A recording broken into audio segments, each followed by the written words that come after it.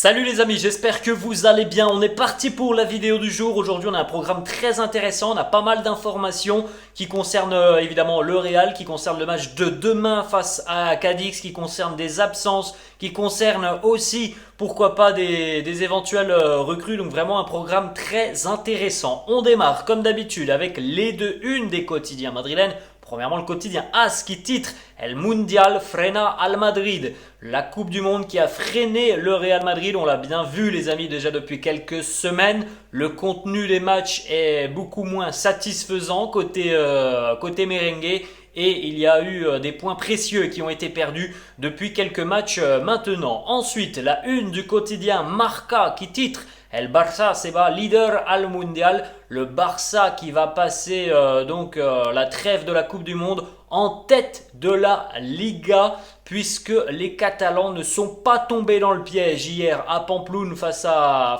Osasuna. Et pourtant les amis, après une demi-heure de jeu, c'était vraiment compliqué pour les Catalans qui étaient menés 1-0 et qui en plus de ça étaient réduits à 10 après l'expulsion de Robert Lewandowski. Pourtant le Barça a trouvé les ressources nécessaires pour venir s'imposer hier à 10 en jouant pendant 1h10 contre 11 du côté de Pamplune face à Osasuna. Donc c'est quand même une très mauvaise nouvelle pour le Real Madrid. Les Catalans là ont marqué un gros coup hier du côté de Pamplune sur un terrain difficile. Ils sont allés chercher une victoire précieuse à 10 contre 11. Ça évidemment ça fait mal aux têtes merengues qui sont dans l'obligation demain de s'imposer pour revenir et recoller un petit peu aux Catalans qui ont donc pris 5 points d'avance sur le Real Madrid. La pression elle est sur les merengues les amis, et on va regarder dans quelques instants le bilan du Real Madrid face à Cadix. Les amis, c'est une équipe qui ne réussit pas au Real, cette équipe de Cadix. On va regarder ça dans quelques instants. En tout cas, bravo aux Barcelonais parce que malgré l'adversité hier, ils ont répondu présent et le Barça fait, il faut bien le souligner tout de même les amis, un début de saison exceptionnel pour les Catalans. On enchaîne avec aussi une autre information qui est présente sur le quotidien Marca. Vous la voyez juste en bas. En El Punto de Mira, Vinicius, la cible tout simplement du Rayo Vallecano. Alors on en a déjà parlé hier de Vinicius qui a fait un match très, très limite face au Rayo. Il a été souvent perturbé par les défenseurs du Rayo. Il a été perturbé aussi dans son jeu. On a vu les déclarations de Baliou hier qui s'en est pris un petit peu à Vinicius en essayant tout simplement de le faire dégoupiller, de le faire sortir de son match. Voilà une autre déclaration de Baliou qui nous dit: c'est difficile d'arrêter des joueurs comme ça et nous avons dû user de ces petites astuces ou de cet autre type de football. J'essayais d'y aller fort, de marquer mon territoire et de faire en sorte qu'il est en tête qu'il y a quelques heures la liste du Brésil pour le mondial était sortie. Donc il a tout simplement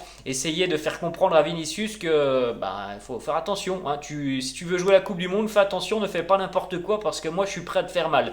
C'est quand même des déclarations très, très limites de la part de Baliou. Alors on le sait les amis, il y a toujours eu, ça existera toujours, une forme d'intimidation dans le football. Mais voilà, le message là que fait passer Baliou est tout de même très très très limite. On enchaîne les amis avec une petite image aussi de Vinicius que l'on a vu passablement énervé au cours de cette rencontre parce que aussi parfois l'arbitre ne sifflait pas, certainement aussi déçu de sa prestation. Il a été victime de beaucoup de fautes, on l'a dit hier.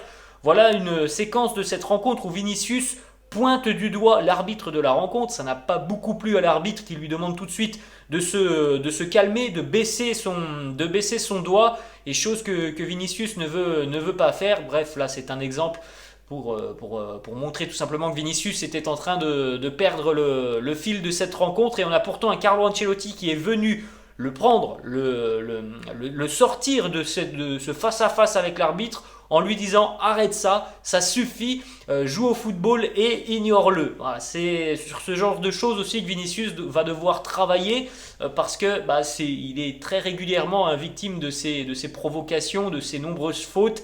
Alors on le sait, hein, les amis, c'est visiblement un joueur qui est ciblé, Vinicius, ça c'est normal et on le sait, parce que c'est un joueur très talentueux, c'est un joueur qui provoque beaucoup, donc il est ciblé, mais il faut qu'il travaille absolument là-dessus, sur sa concentration. Après, il faut aussi le dire, je trouve tout de même qu'en général, les arbitres ont beaucoup de mal à siffler sur Vinicius. C'est très surprenant, il y a, je trouve, beaucoup de fautes qui ne sont pas sifflées sur Vinicius. Le pourquoi du comment, j'ai pas la réponse. Ensuite, autre petite image captée lors de ce match face au Rayo Vallecano, les amis. Une petite séquence après un but encaissé par le Real Madrid. On a eu tout simplement un Eder Militao qui, s'en est pris à ses deux latéraux, Ferland Mendy et Dani Carvajal. C'était après le deuxième but encaissé par le Real où Ferland Mendy est aux abonnés absents, mais bon, on peut s'en prendre aussi à Dani Carvajal là, sur cette rencontre. Il leur a demandé, vous vous réveillez, il faut faire quelque chose. On l'a tous vu, hein, les amis, le niveau abyssal de la défense merengue au cours de cette rencontre. Autre information, les amis, un petit peu plus insolite sur cette rencontre. Vous avez peut-être vu cette image circuler sur les réseaux sociaux. Une frappe de Fede Valverde qui termine dans un immeuble derrière le stade. Sur le balcon d'un immeuble, le ballon a été récupéré par un supporter qui était présent en train de regarder le match gratuitement depuis son balcon. Donc le ballon, maintenant vous pouvez le trouver, il est sur le Bon Coin espagnol, hein, me semble-t-il, à 200 €, c'est assez insolite.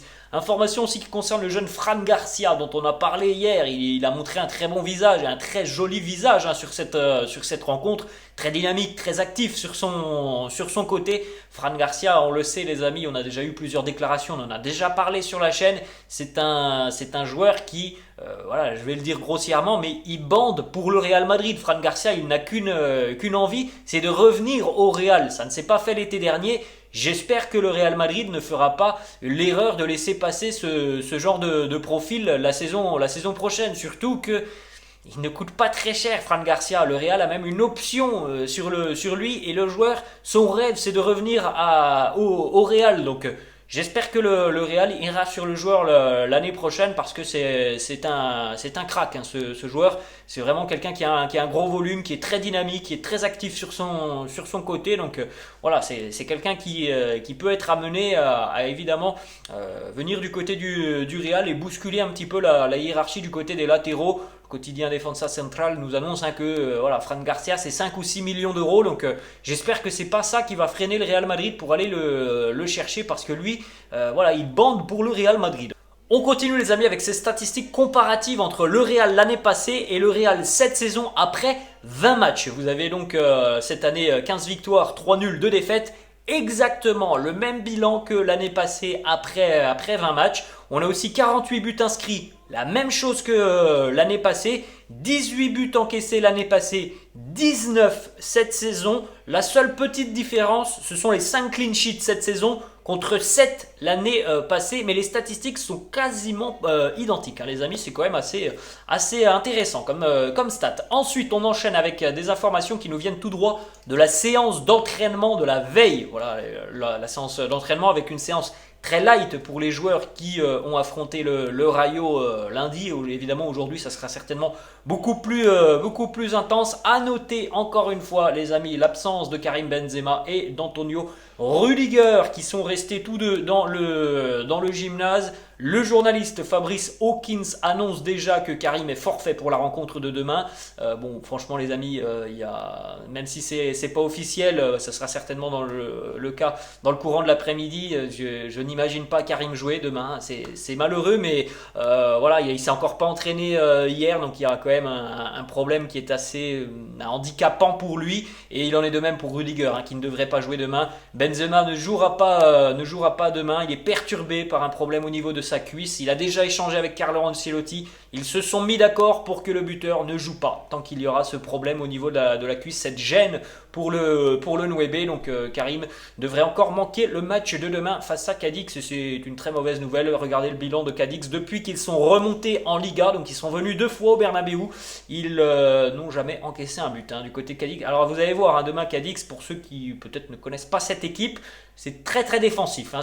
Cadix, c'est typiquement l'adversaire qui peut contrarier le Real Madrid. Ça va pas du tout être la même chose que face à Girone, qui avait tout de même eu aussi l'envie d'aller de l'avant. Cette équipe de Cadix, c'est une équipe qui, avant d'aller de l'avant, elle va surtout bétonner défensivement. Et je pense que bétonner, c'est le terme. Vous allez voir demain les lignes qui vont être très très resserrées du côté de Cadix. C'est une équipe qui est réputée pour avoir une défense qui ne laisse quasiment aucun espace. C'est si je me trompe pas, c'est la pire attaque de Liga, Cadix. Mais défensivement, voilà, les préceptes de jeu, c'est que voilà, ça doit être solide défensivement et bon, voilà, on va essayer de faire quelque chose offensivement. C'est un peu ça, Cadix. Et c'est typiquement le genre d'équipe qui peut embêter le Real Madrid, les amis. Donc demain, il va falloir être à 100% pour prendre des points qui seront précieux. Des déclarations de Sergio, l'entraîneur de Cadix, qui nous dit le Real Madrid blessé. Il nous dit le Real a eu 4 ou 5 accidents en championnat, dont 2 d'affilée. Nous allons essayer d'en faire un 3e d'affilée. Les résultats récents vont rendre le match contre nous spécial pour eux et nous allons nous battre et essayer de leur faire mal. Nous affrontons un Madrid blessé, encore plus puissant, mais nous y allons avec la confiance et la conviction que nous allons faire un bon match. Quel est le plan de cette équipe de Cadix pour ce match? Il nous dit nous partons avec l'idée d'être ce nouvel accident de parcours pour le Real. Nous devons aller à la compétition en sachant que le Real sera à son plus haut niveau. C'est tout ce que l'on espère, les amis. Il faut absolument être à fond demain face à une équipe qui va être très très défensive. Nous devons être une équipe soudée et être assez audacieux pour les faire reculer. Bon, ça les amis, il ne faut pas se mentir. À mon avis, il y a peu de chances que le Cadix fasse reculer le Real. Nous allons trouver un Madrid blessé. Nous y allons avec l'envie d'affronter un très bon adversaire. Dernière déclaration de l'entraîneur Sergio de Cadix qui nous dit « J'aimerais voir une équipe qui soit très compétitive, une équipe solide, une équipe qui, en phase défensive, a peu de distance entre les lignes. » Retenez bien les amis ces phrases parce que voilà, demain c'est exactement ce qui va se passer. Il y aura très peu d'espace. Faites attention, il faut faire attention aux transitions. La vitesse des joueurs comme Rodrigo ou Vinicius peut nous faire mal. Nous savons que nous devons les faire courir derrière. Nous avons besoin qu'ils aient le sentiment qu'ils doivent courir à reculons. À partir de là, nous devrons être efficaces. C'est une équipe qui ne me fait pas vraiment peur sur le plan offensif, cette équipe de Cadix. Mais défensivement, si elle est dans un bon soir, c'est franchement très compliqué d'affronter ce genre d'équipe qui évolue quasiment le cul dans sa surface à 11. Donc c'est typiquement l'adversaire qui peut embêter le Real.